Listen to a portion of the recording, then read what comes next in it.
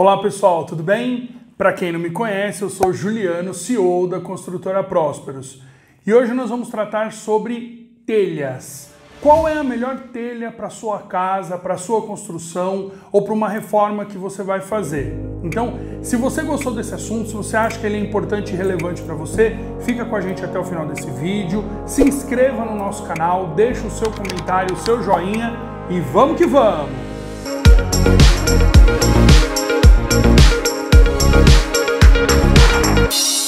Vamos lá, pessoal.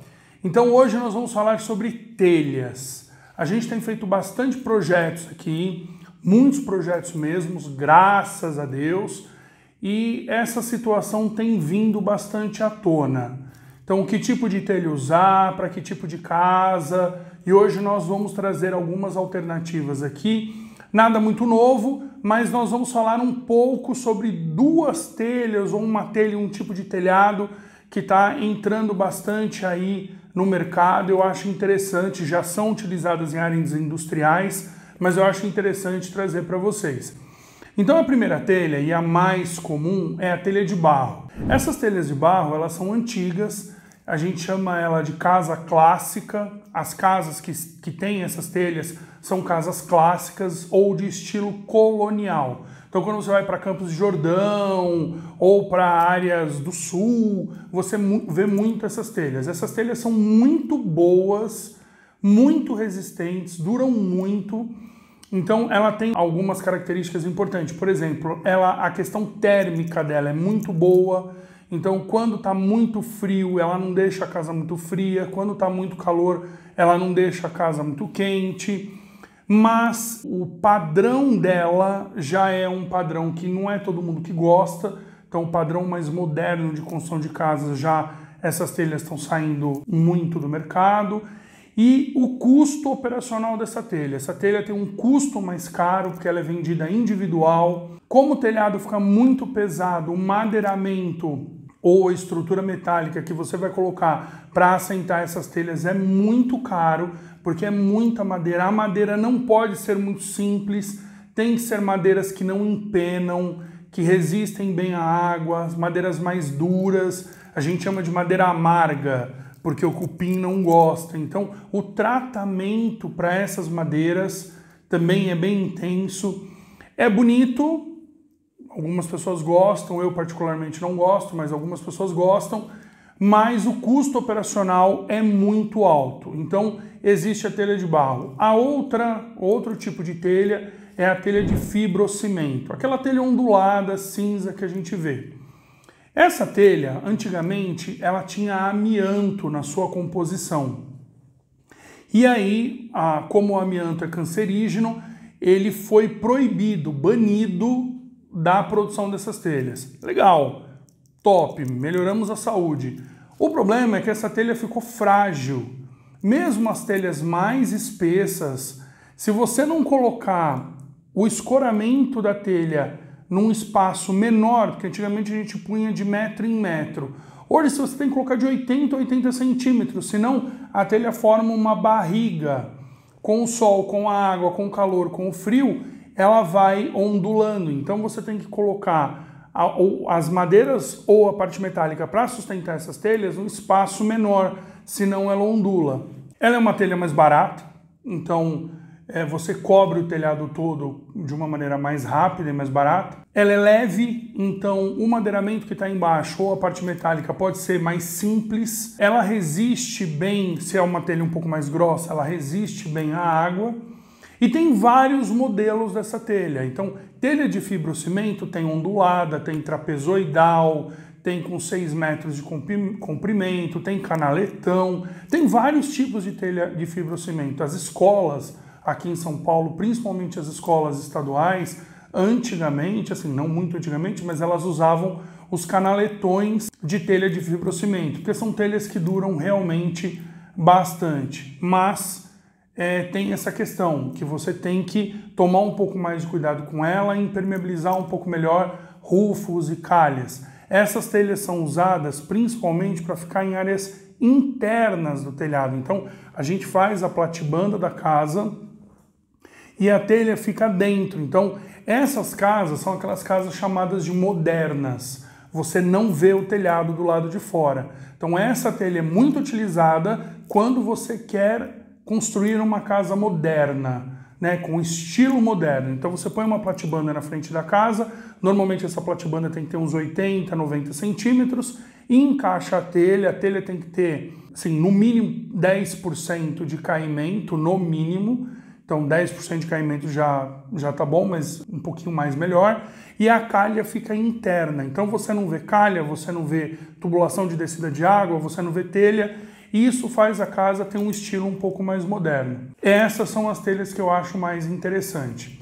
Agora, tem uma telha que ela é muito utilizada em áreas industriais e que está começando a ser utilizada em casas. Então, essa telha tem duas modalidades. Primeira, a telha metálica. Então, ela é uma chapa metálica que é colocada em cima da casa.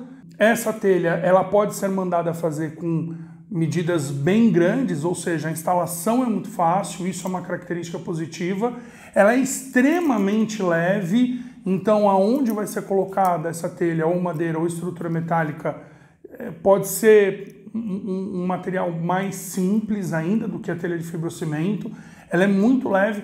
Agora, ela tem uma desvantagem, na verdade, enfim, tem duas grandes desvantagens. A primeira, quando chover na sua casa, você vai ter a impressão que você está tendo tiros no seu telhado, porque o barulho que faz é insuportável.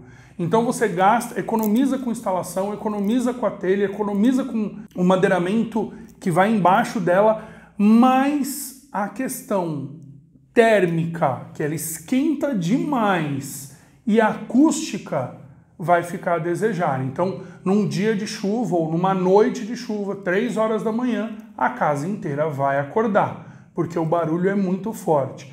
E em dias de calor, a casa vai virar uma estufa, porque ela vai esquentar a laje vai passar o calor para baixo.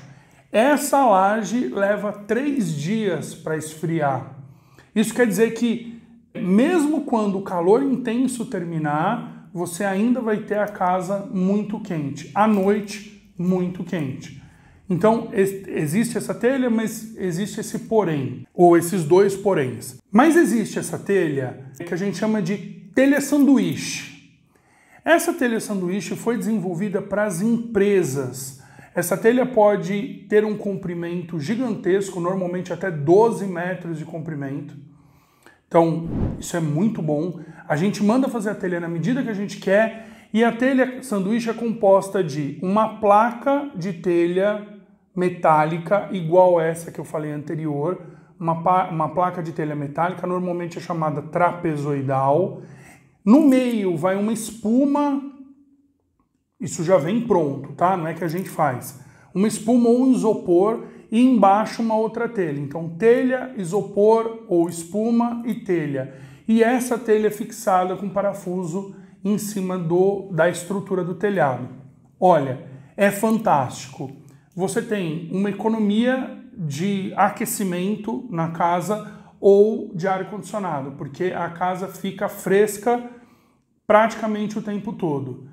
Uma questão acústica, ela segura bem também. Então, o barulho provável que a chuva causaria na telha, você não tem. Então, essa telha sanduíche é uma telha mais interessante. Tá, eu indico isso para os meus clientes quando o cliente tem um pouco mais de recurso financeiro, sim. Por quê? Porque é um produto caro. É de fácil instalação? É de fácil instalação. É rápido de instalar? É rápido de instalar. Mas se você comparar, dá para falar que eu vou ter mais economia instalando, por exemplo, uma telha de fibrocimento? Não. Então, a comparação, a telha de fibrocimento ainda bate. Mas se o seu cliente, se você tiver um pouquinho mais de recurso, procure essa telha, telha sanduíche. É uma telha bem legal para colocar no telhado. Agora, a última dica que a gente vai dar nós vamos falar de telhado verde, que aí vira quase uma cobertura para a sua casa. Os telhados verdes foram preparados, trazidos para o Brasil, inventados, enfim, como vocês queiram chamar, para ter uma qualidade acústica e térmica dentro da casa. Então, quando você fala de locais que são realmente muito quentes, com uma incidência de chuva ok, porque esses telhados verdes precisam de água. Então, apesar de muito quente, tem chuva. Vamos conversar se isso vale a pena, né? Vamos tratar com arquitetura, vamos tratar com engenharia, se vale a pena. Por quê? Vamos lá. O que você vai plantar em cima desse telhado verde? Muita gente põe grama. Então eu ponho grama lá em cima. Só que, não sei se vocês já plantaram grama ou se vocês acompanham aí como é o crescimento da grama. Se você plantar um tapete de grama nessa altura, hoje, e se chover 10 dias consecutivos, ele está dessa altura. E se chover 20 dias consecutivos, ele está 1 metro. Então eu faço uma primeira pergunta. Quem vai dar manutenção nesse tapete de grama? E a gente tem que lembrar que você tem que subir no telhado. Nós estamos falando do telhado de uma casa, que pode ser térrea ou pode ser sobrado. Então nós vamos ter que ter um acesso a esse telhado. Segunda coisa, o que você colocar em cima desse telhado, a quantidade de terra que você colocar, nós vamos fazer uma conta. Comprimento, largura do telhado, ou largura e comprimento, vezes a altura da quantidade de terra que você vai colocar. E isso vai dar para a gente uma quantidade de metros cúbicos que nós vamos multiplicar e vamos ver quantas toneladas vão estar em cima deste telhado. E aí você imagina que você ia colocar uma laje H8, a mais simplesinha, para economizar, para fechar a sua casa. Você gastou 2 milhões na casa, 3 milhões na casa. Legal, põe uma lajezinha aí e acaba com o problema. Aí alguém, uma arquiteta, um amigo, um engenheiro fala: vamos fazer um telhado verde, vamos fazer uma cobertura, que lindo, vamos cuidar da natureza. Essa laje H8 vai passar por uma tremenda laje, porque tudo que está em cima vai ficar como peso desta laje. E se você não calcular isso antes, se o seu engenheiro estrutural não der a conta desde a fundação, ou seja, broca, sapata de coroamento, viga baldrame, colunas, vigas superiores, não adianta você ganhar mais na laje, porque a casa inteira vai afundar em relação ao peso desse telhado verde. Então, quando você pensar em telhado verde, pense na execução da planta. Não pense depois que já está tudo arrumado, planta pronta, aprovada na prefeitura, os projetos de fundação feitos. Não é mais hora. É para pensar na hora da execução do projeto, para ver se você vai ter grana para fazer isso. Uma outra questão muito importante. Telhado verde. Verde precisa de água. Vocês já ouviram dizer que casa sem telhado, 100% das vezes, dá infiltração 1 hora ou outra? Aí vai vir os mimimi de plantão aí dizendo que não, que eu consigo, que eu faço. Nós temos 37 anos fazendo isso. Nós fazemos piscina suspensa. E não foi uma não, foram várias. A gente sabe que o processo de impermeabilização de uma laje, aonde você vai ter vida embaixo, uma sala, um quarto, uma cozinha, é terrivelmente cara. Dá para fazer? Dá para fazer. Dura o resto da vida? Não.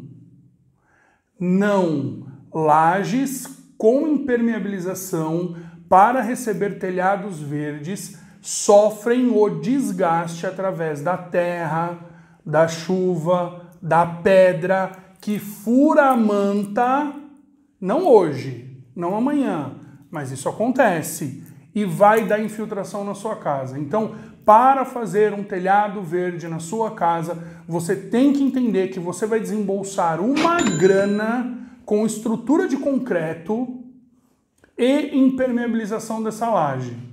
Não está disposto? Não tem bala na agulha? Fuja desse projeto. Ah, mas eu vou fazer uma área de convivência lá em cima. Perfeito, umas cadeirinhas, né? Um churrasco na laje e tal. Legal, ponha vaso. Põe uns vasos aqui, ali, faz uma coisa mais diferentona, canaliza água para o esgoto e legal. Telhado verde é para quem tem tempo para cuidar ou dinheiro para pôr pessoa para cuidar e dinheiro para fazer desde a fundação até a impermeabilização. Cuidado com as ideias mirabolantes de pessoas que não vão bancar a tua obra, tá? Cuidado com essas ideias. Pessoal, se vocês gostaram desse vídeo, se acharam interessante, legal para vocês, se inscrevam no nosso canal, deixe seu joinha, mande o seu comentário, a sua dúvida para a gente fazer um próximo vídeo e vem com a Prósperos, vem comigo, vamos que vamos!